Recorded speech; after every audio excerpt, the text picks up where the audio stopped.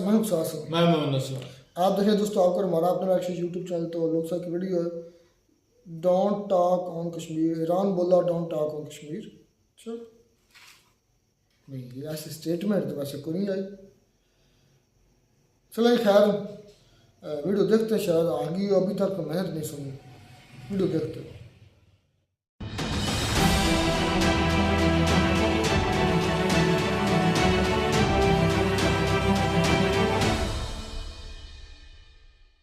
इस वीडियो में बताई गई सारी जानकारी पब्लिक प्लेटफॉर्म पर उपलब्ध है। इसमें ऐसी कोई जानकारी नहीं दी गई है जिससे हमारे सुरक्षा बलों की गोपनीयता भंग होती है। डिफेंस डिटेक्टिव सेना का सम्मान करता है और उन्हीं जानकारियों के आधार पर काम करता है जो सार्वजनिक रूप से मौजूद हैं। मैं आपका और ईरान के अवाम का शुक्रिया अदा करता हूं कि आपने हमेशा कश्मीरियों के लिए आवाज उठाई। ईरानियन प्रेसिडेंट ने जो है एक बार भी कश्मीर का नाम नहीं लिया, जबकि शहबाज शरीफ साहब ने जो तकरीर की या जो एड्रेस किया उसमें उन्होंने 3 से 4 बार कश्मीर का जिक्र किया। तो ईरान नहीं डिस्कस कर रहा, ठीक है जी।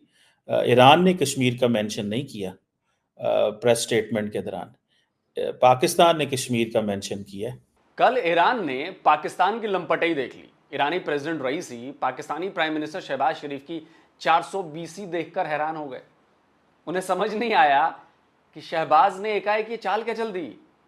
लेकिन भाई प्रेसिडेंट रईसी तो रईसी हैं। उन्होंने भी मौके पर ऐसा चौका मारा कि पाकिस्तान की बोलती बंद हो गई। अब हर जगह उसकी थू थू हो रही है। नमस्कार दोस्तों, डिफेंस डिटेक्टिव के एक और नए एपिसोड में आप सभी का स्वागत है। मैं हूं आलोक। तो दोस्तों, पाकिस्तान के प्राइम मिनिस्टर शहबाज शरीफ ने एक बार फिर अपनी बेइज्जती करवा ली, वो भी लाइव प्रेस कॉन्फ्रेंस में। ना केवल अपनी बल्कि अपने देश पाकिस्तान की भी। आज के इस वीडियो में मैं आपको बताऊंगा कि पाकिस्तानी प्राइम मिनिस्टर शहबाज शरीफ ने ईरान के राष्ट्रपति के साथ क्या 420 करने की कोशिश की और कैसे उसकी पोल पूरी दुनिया के सामने खुल गई। कश्मीर के नाम पर पहले सऊदी अरब ने शहबाज शरीफ को लताड़ लगाई और अब कश्मीर का नाम लेने पर ईरान के राष्ट्रपति इब्राहिम रईसी ने भी शहबाज शरीफ को उनकी औकात दिखा दी है। अब आप सोच रहे होंगे कि पाकिस्तान के प्राइम मिनिस्टर शहबाज शरीफ ने ऐसा क्या कर दिया। असल में केवल शहबाज शरीफ ने ही नहीं बल्कि पाकिस्तान के जो प्रेसिडेंट हैं आसिफ अली जरदारी, उन्होंने भी यही 2 टके वाली हरकत की थी। ऐसी गिरी हुई हरकत जो किसी भी देश के टॉप लीडर्स करने की सोच भी नहीं सकते। लेकिन ये तो पाकिस्तान है और पाकिस्तानी लीडर्स तो गिरी से गिरी हरकत को भी बहुत आसानी से और बहुत प्यारे तरीके से अंजाम दे सकते हैं। ईरान के राष्ट्रपति डॉक्टर इब्राहिम रईसी 3 दिन के दौरे पर 22 अप्रैल यानी कल पाकिस्तान पहुंचे थे। पाकिस्तान में हुए जनरल इलेक्शन के बाद, या यूं कहें कि नई सरकार बनने के बाद, रईसी पहले हेड ऑफ स्टेट हैं जो पाकिस्तान आए हैं। पाकिस्तानी प्राइम मिनिस्टर शहबाज शरीफ ने ईरानी प्रेसिडेंट का वेलकम किया, गार्ड ऑफ ऑनर दिया गया। इसके बाद ईरान के प्रेसिडेंट रईसी की पाकिस्तानी राष्ट्रपति जरदारी से मुलाकात हुई। सीनेट के चेयरमैन यूसुफ रजा गिलानी ने भी ईरान के राष्ट्रपति से भेंट की। दोनों देशों के डेलीगेशन के बीच लंबी बातचीत भी हुई। तय हुआ कि दोनों देशों के बीच के कारोबार को अगले 5 सालों में 10 बिलियन अमेरिकी डॉलर तक ले जाएंगे। यहां तक कि ईरान के राष्ट्रपति ने Pakistani army chief general Asim Munir से भी मुलाकात की। दोनों के बीच आतंकवाद के मुद्दे पर भी आपसी सहयोग बढ़ाने पर बात हुई। लेकिन ईरानी प्रेसिडेंट रईसी के दौरे के पहले दिन जब ज्वाइंट स्टेटमेंट देने की बारी आई तो पाकिस्तान ने खेल कर दिया। पाकिस्तान ने अपने स्टेटमेंट में कश्मीर कार्ड खेल दिया और पाकिस्तान की इसी चाल ने ईरान के प्रेसिडेंट को चौंका दिया। 22 अप्रैल को कई मीटिंग्स के बाद ईरान के राष्ट्रपति इब्राहिम रईसी और पाकिस्तानी प्राइम मिनिस्टर शहबाज शरीफ इस्लामाबाद में ज्वाइंट स्टेटमेंट देने पहुंचे थे। स्टेटमेंट की शुरुआत शहबाज शरीफ ने की। ईरान और ईरान के राष्ट्रपति का शुक्रिया अदा किया। कहा कि दोनों देशों के रिश्ते जो हैं वो बहुत पुराने हैं। खैर खूब, आपको देख के अब हमारी आंखें ठंडी हुई और हमारा दिल खुश हुआ। लेकिन इसी दौरान शहबाज शरीफ ने कश्मीर का मुद्दा उठा दिया। बड़ी चालाकी से शहबाज शरीफ ने पहले तो गाजा का जिक्र किया और फिर बात को कश्मीर तक पहुंचा दिया। मैं आपका और ईरान के अवाम का शुक्रिया अदा करता हूं कि आपने हमेशा कश्मीरियों के लिए आवाज उठाई और इंशाअल्लाह मैं समझता हूं कि वो दिन आएगा जब कश्मीरियों को भी उनके हकूक मिलेंगे। अब इसमें शहबाज शरीफ की चालाकी समझिए। उन्होंने स्टेटमेंट में क्या कहा उस पर गौर कीजिए। मैं आपका और ईरान के अवाम का शुक्रिया अदा करता हूं कि आपने हमेशा कश्मीरियों के लिए आवाज उठाई। उन्होंने कहा कि मैं आपका और ईरान की आवाम का शुक्रिया अदा करता हूं कि आपने हमेशा कश्मीरियों के लिए आवाज उठाई, और इंशाल्लाह मैं समझता हूं कि वो दिन भी आएगा जब कश्मीरियों को उनके हुकूक मिलेंगे। यानी कि ये अभी ईरान ने कश्मीर पर कुछ नहीं कहा है। ईरान के राष्ट्रपति इब्राहिम रईसी ने शहबाज से अपने इस दौरे में कश्मीर पर कोई बात नहीं की, कोई बयान नहीं दिया। तभी जब शहबाज शरीफ ने अपने स्टेटमेंट में कश्मीर का नाम लिया तो ईरान के राष्ट्रपति जो थे, वहां पर बैठे हुए थे रईसी साहब, उनके चेहरे का भाव बदल गया। उनका चेहरा देखकर लग रहा था कि ये कश्मीर कश्मीर बोल के शहबाज शरीफ बोल क्या रहे हैं। तो पाकिस्तान कितना दूर था इसका अंदाजा लगाना भी मुश्किल है। देखिए, एक तरफ तो शहबाज ने ज्वाइंट स्टेटमेंट के दौरान कश्मीर का जिक्र कर दिया, अपनी आवाम को खुश कर दिया।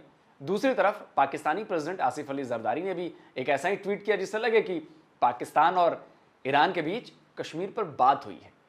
देखिए, द प्रेसिडेंट ऑफ पाकिस्तान के ऑफिशियल जो उनका एक्स हैंडल है, जिसे हम पहले ट्विटर के नाम से जानते थे, उस पर क्या लिखा गया? लिखा गया कि पाकिस्तान के राष्ट्रपति ने भारत के कब्जे वाले जम्मू कश्मीर के लोगों और उनके हक के लिए ईरान के सैद्धांतिक रुख और समर्थन की सराहना की है। अरे भाई, जब ईरान के राष्ट्रपति ने पाकिस्तान से कश्मीर के मुद्दे पर बात ही नहीं की तो फिर यह सराहना किस बात की? असल में शहबाज और जरदारी दोनों ने अपने स्टेटमेंट के जरिए दुनिया को यह मैसेज देने की कोशिश की कि ईरान ने कश्मीर पर पाकिस्तान से बात की, उसके स्टैंड को सपोर्ट किया, यानी भारत के अगेंस्ट बात की। लेकिन ईरान के प्रेसिडेंट ने बिना कोई रिएक्शन के ही पाकिस्तान को उसकी औकात बता दी। शहबाज के बाद जब रईसी ने अपना स्टेटमेंट दिया तो उसमें उन्होंने गाजा का नाम तो लिया, लेकिन कश्मीर का जिक्र तक नहीं किया। यह शहबाज के गाल पर रईसी का तमाचा था, क्योंकि शहबाज ने चालाकी दिखाने की कोशिश की थी कि दबाव बनेगा तो इसी बहाने कश्मीर का नाम ले लेंगे रईसी। लेकिन रईसी ने अपने स्टेटमेंट से पाकिस्तान के प्रोपेगेंडा को एक्सपोज कर दिया और शहबाज खिसियानी बिल्ली बनकर बैठे रहे। ईरानी राष्ट्रपति के स्टेटमेंट में शहबाज शरीफ कश्मीर का नाम खोजते रह गए, लेकिन उन्हें मायूसी ही हाथ लगी। साफ है, सऊदी अरब के बाद अब ईरान ने भी पाकिस्तान को साफ साफ समझा दिया है कि अब कश्मीर पर कोई बात नहीं होगी। अगर कश्मीर पर बात करनी भी है तो वो पाकिस्तान भारत से करे। ईरानियन प्रेसिडेंट को हर तरह से कोशिश की गई शहबाज शरीफ साहब की तरफ से कि किसी तरीके से कश्मीर पे बात कर ली जाए और कह दिया जाए कि जी कश्मीरियों पे बड़ा जुल्म हो रहा है, भारत जो है कश्मीरियों को पीस रहा है, काट रहा है, जो भी कर रहा है, लेकिन ऐसा हुआ नहीं। और ईरानियन प्रेसिडेंट ने जो है एक बार भी कश्मीर का नाम नहीं लिया, जबकि शहबाज शरीफ साहब ने जो तकरीर की या जो एड्रेस किया उसमें उन्होंने 3 से 4 बार कश्मीर का जिक्र किया। मेरे ख्याल से इस वक्त जरूरत इस बात की है कि पाकिस्तान इस बात को अंडरस्टैंड करे कि अब कश्मीर कश्मीर करने से कुछ होने वाला नहीं है। ईरानी जो लीडरशिप आई हुई है, इसकी क्या वजूहात हैं? ये क्या है, ऐसा क्यों हो रहा है? पाकिस्तान हाईलाइट करता रहता है कश्मीर को, क्योंकि अब होता ही है ना कि जहां पे इजराइल की बात आएगी या गजा की बात आएगी तो ये कैसे मुमकिन है कि पाकिस्तान ना डिस्कस करे। सो ईरान नहीं डिस्कस कर रहा, ठीक है जी। ईरान ने कश्मीर का मेंशन नहीं किया प्रेस स्टेटमेंट के दौरान, पाकिस्तान ने कश्मीर का मेंशन किया। पाकिस्तानी न्यूज चैनल बोल न्यूज के जर्नलिस्ट गुलाम अब्बास शाह ने भी अपने एक्स हैंडल, जिसे हम पहले ट्विटर के नाम से जानते थे, उस पर लिखा है कि पाकिस्तानी पीएम शहबाज शरीफ ने ज्वाइंट प्रेस कॉन्फ्रेंस में कश्मीर का जिक्र किया और उस पर ईरान के स्टैंड के लिए शुक्रिया कहा, लेकिन ईरान ने एक बार भी कश्मीर का नाम नहीं लिया, बल्कि यह कहा कि उनका देश इस तरह के मसलों के समाधान के लिए यूएनएससी रेजोल्यूशंस का पक्षधर है। ये तो ठीक वही लाइन है जो पाकिस्तान को सऊदी अरब ने कही थी। ये तो ठीक वही स्टैंड है जो भारत का स्टैंड है। भारत भी तो यही कहता आया है। भारत भी तो इसे 2 देशों के बीच का मामला बताता है, बायलैटरल बताता है, लेकिन पाकिस्तान इसमें दूसरे देशों को भी घुसाना चाहता है। वो जानता है कि कश्मीर पर उसका दावा फर्जी है, झूठा है, इसलिए वो इसमें इस्लाम और मुसलमानों का मुद्दा घुसाता है और इसके नाम पर वो दुनिया के मुस्लिम देशों को लामबंद करना चाहता है। लेकिन सऊदी अरब और ईरान दोनों ने कश्मीर के मुद्दे पर उसका हाथ झटक दिया। उसे बता दिया है कि भाई अब उसका ये प्रोपेगेंडा जो है वो चलने वाला नहीं है। अब वो इस्लाम और मुसलमानों के नाम पर कश्मीर कार्ड नहीं खेल सकता। लेकिन पाकिस्तान तो भाई पाकिस्तान है। वो किसी भी का भी और कितने भी जूते खा ले, सुधरने वाला नहीं। खैर, आप बताइए दोस्तों, आपको ये वीडियो कैसा लगा? इसे ज़्यादा से ज़्यादा लाइक करिए, शेयर करिए और अपना कमेंट देकर अपनी राय ज़रूर दीजिए। और जिन दोस्तों ने अभी तक डिफेंस डिटेक्टिव को सब्सक्राइब नहीं किया है, तो भाई आपसे अनुरोध है कि हमारे चैनल को जल्दी से सब्सक्राइब कीजिए और बेल आइकन ज़रूर दबाइए, ताकि आपको हमारे हर नए वीडियो का नोटिफिकेशन फौरन मिल जाए। जल्द मिलता हूं एक और नए वीडियो के साथ। नमस्कार, जय हिंद।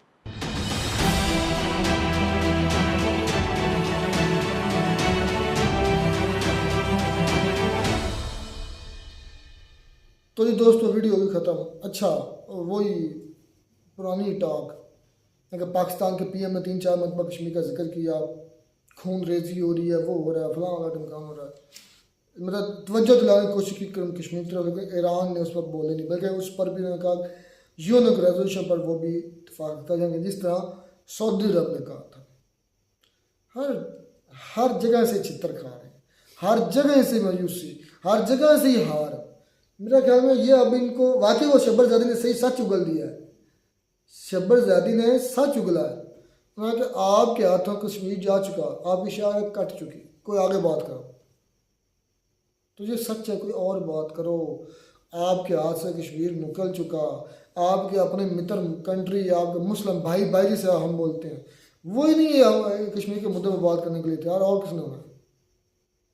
और किसी यूरोपीय कंट्री तो पहले ही हमारा इतना कोई साथ नहीं दिया, तो किसने हमारे साथ देना? तो यार क्यों ये राग अलाप रहे हैं, मुझे इस बात पे समझ नहीं आती। जब भी पहले कह रहे हैं कि सऊदीया का कोई फॉरेन मिनिस्टर आया था, तो उसके सामने भी इन्होंने यही रंडी रोया था कि जो भी आप अपने मुद्दे की बात करें, जिस मुद्दे के लिए या जिस बात के लिए आप उनको बुलाते हैं, वो आप डील करें, साइन करें।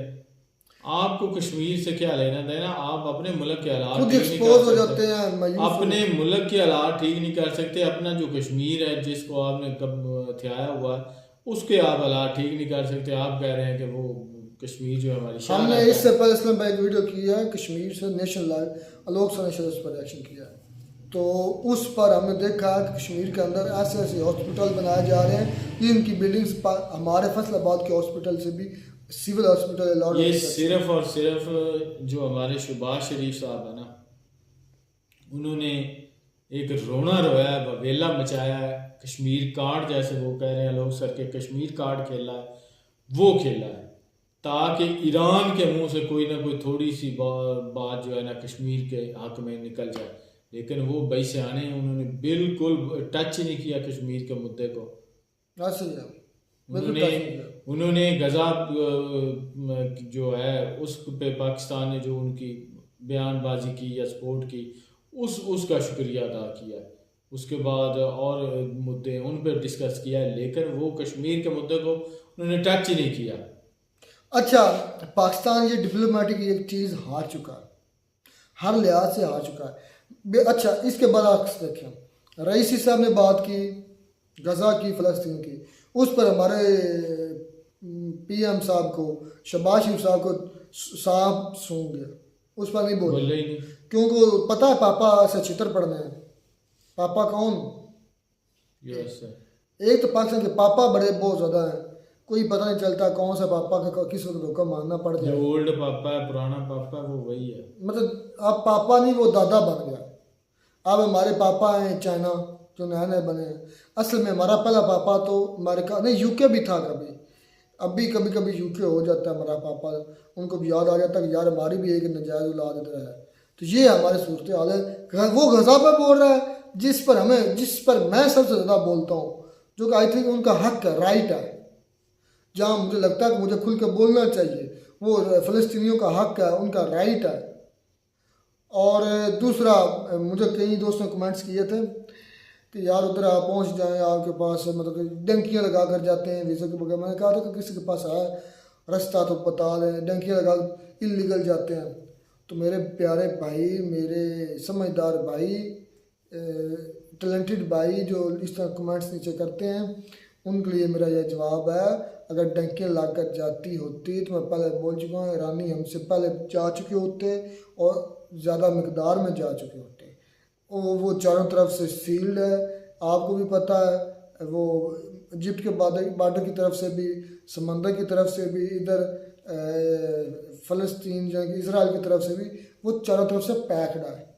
और जो खुराक या जो इमदाद जाती है वो चेकिंग के थ्रू जाती है, कोई बंदा नहीं जा रहा या कोई ऐसी चीज़ नहीं जा रही जो इसराइल आज तो भाई जो वहाँ पे खुराक वगैरह भेज रहे हैं वो बाकायदा हेलीकॉप्टर्स के जरिए दूसरे जहाज़ों की मदद से ऊपर से ही फेंक देते हैं।